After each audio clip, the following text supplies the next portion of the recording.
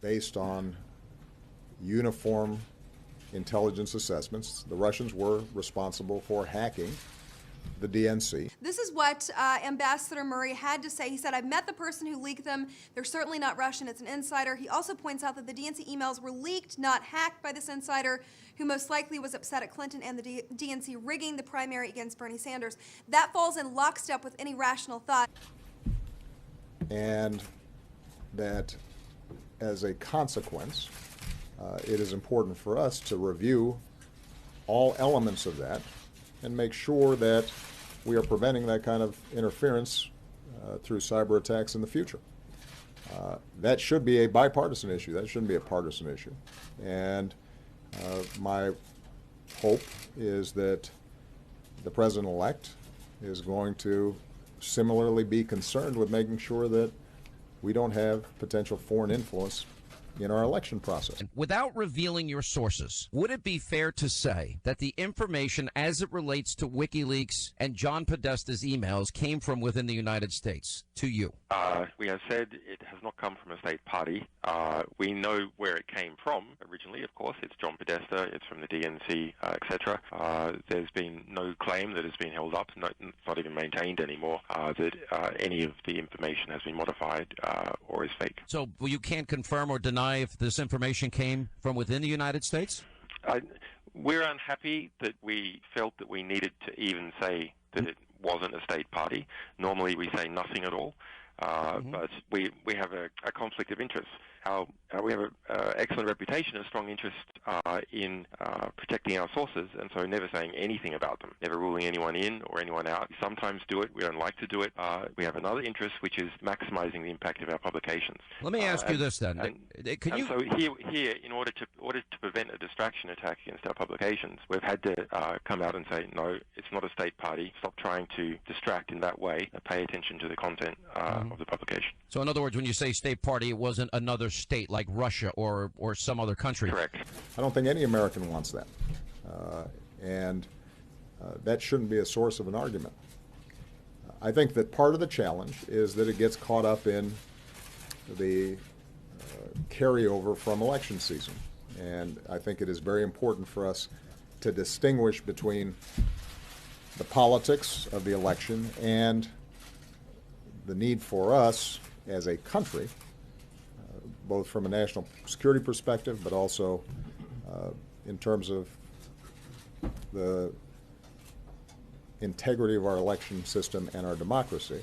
Part of the goal here was to make sure that we did not do the work of the leakers for them by raising more and more questions about the integrity of the election right before the election was taking place. At a time, by the way, when the president-elect himself was raising questions about the integrity of the election.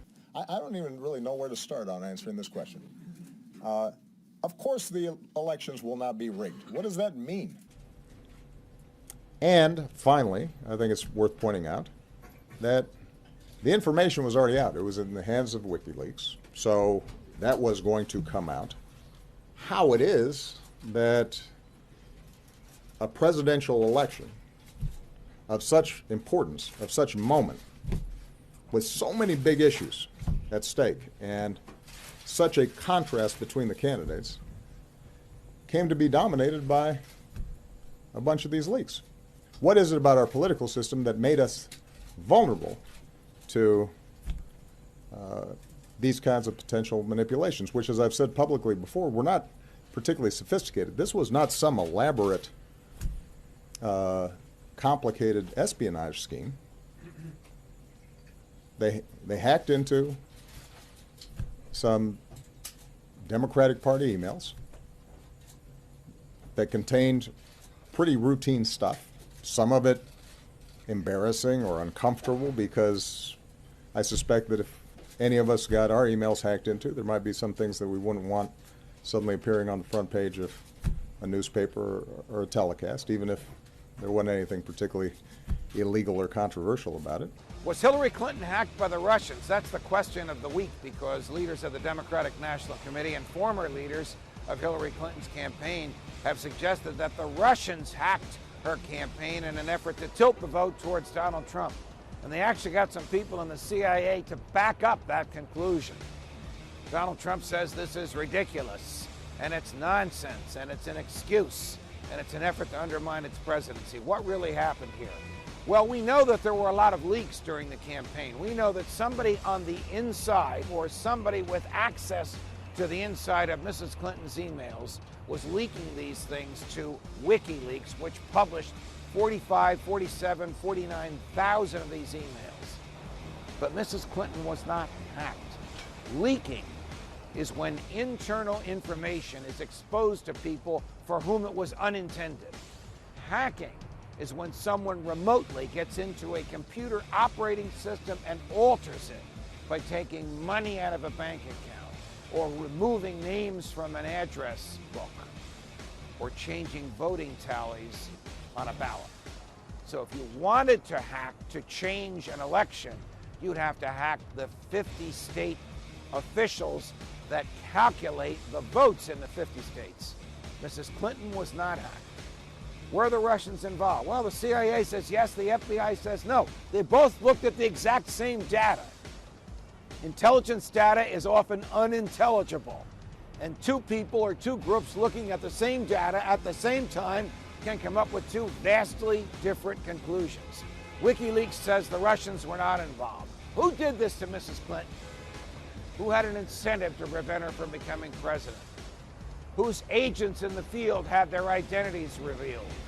Whose undercover operatives in the Middle East, who risk their lives every day, had their names, faces, and locations revealed by the careless and reckless manner with which Mrs. Clinton safeguarded state secrets? American intelligence agencies. They didn't hack her, but they revealed a lot of her dirty linen. And then it just took off. And that concerns me, and it should concern all of us. But the truth of the matter is that everybody had the information. It was out there, and we handled it the way we should have. I can assure the public that there was not the kind of tampering with the voting process that was of concern and will continue to be of concern going forward, that the votes that were cast were counted. They were counted appropriately. We have not seen evidence of machines being tampered with. So that assurance I can provide. We paid a lot of attention to it. We worked with state officials, et cetera.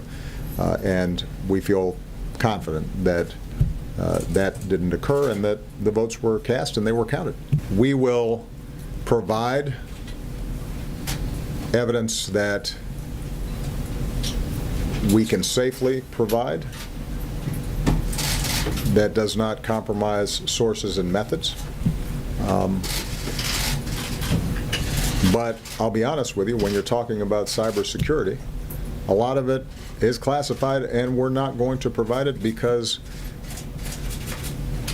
the way we catch folks is by knowing certain things about them that they may not want us to know, and if we're going to monitor this stuff effectively going forward, we don't want them to know that we know. Now they know. Say now they know.